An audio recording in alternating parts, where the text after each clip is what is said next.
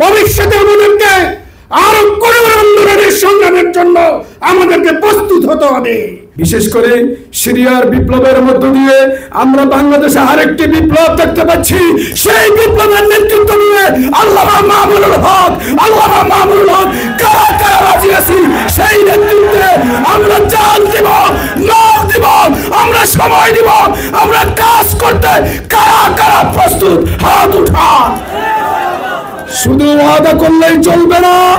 আগামী দিনে বাংলাদেশ যে আছে খেলাফত রাষ্ট্র ব্যবস্থা প্রতিষ্ঠার জন্য, সেই খেলাফত রাষ্ট্র ব্যবস্থা প্রতিষ্ঠার আন্দোলনের কর্মী হতে আমরা সবাই প্রস্তুত রয়েছি।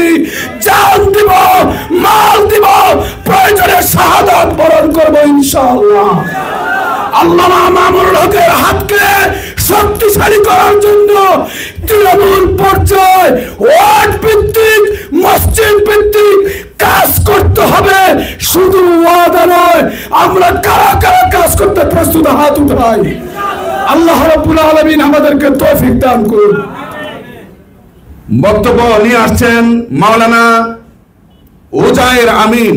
মাওলানা উজায়ের আমিন কেন্দ্রীয় সাংগঠনিক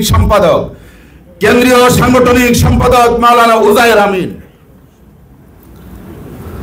হামিদা ওয়া মুসাল্লি ওয়া মুসাল্লিম আম্মা বাদ। বাংলাদেশ খেলাফত মজলিস ঢাকা মহানগরী আজকের এই কর্মী সম্মেলনে উপস্থিত আজকের প্রধান অতিথি সংগ্রামী মহাসচিব মাওলানা মামুনুল হক, উপস্থিত সংগ্রামী কর্মী ভাইয়েরা, 1947 সালে এদেশ স্বাধীন হয়েছিল ইসলামী শরিয়া কায়েমের লক্ষ্যে, কিন্তু পাকিস্তানের সেই হানাদার বাহিনী সেটা প্রতিষ্ঠিত হতে দেয়নি। 1971 সালে দেশ স্বাধীন হয়েছিল এই দেশে সুবিচার প্রতিষ্ঠার জন্যে, কিন্তু এই দীর্ঘ 54 বছরে তা প্রতিষ্ঠিত হয়নি। আজকের এই 24-এর স্বাধীনতা অর্জিত হয়েছে বৈষম্য বিরোধী ব্যবস্থা প্রতিষ্ঠিত করার জন্য। লক্ষণ দেখা যাচ্ছে, তাও প্রতিষ্ঠিত মনে হয় হবে না।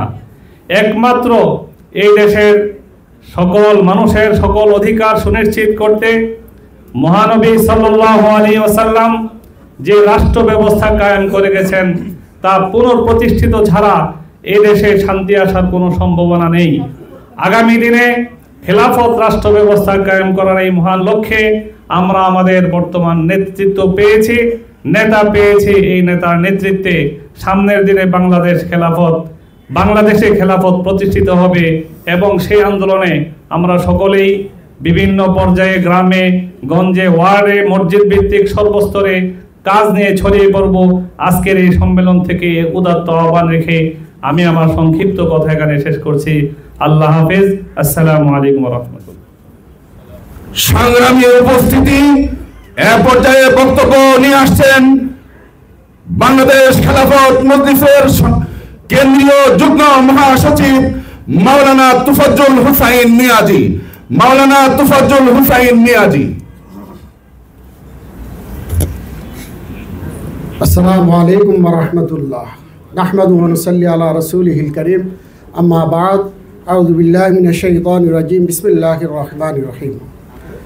বাংলাদেশ খেলাফত মজলিস ঢাকা মহানগরী শাখা কর্তৃক আয়োজিত আজকের এই কর্মী সম্মেলনে সম্মানিত সভাপতি, মঞ্চে উপবিষ্ট আছেন বাংলাদেশ খেলাফত মজলিসের সংগ্রামী মহাসচিব, আজকের অনুষ্ঠানের সম্মানিত প্রধান অতিথি আল্লামা মামুনুল হক সহ কেন্দ্রীয় নেতৃবৃন্দ, মহানগরী নেতৃবৃন্দ, প্রিয় সাংবাদিক বন্ধুগণ, প্রিয় দায়িত্বশীল ভাইয়েরা।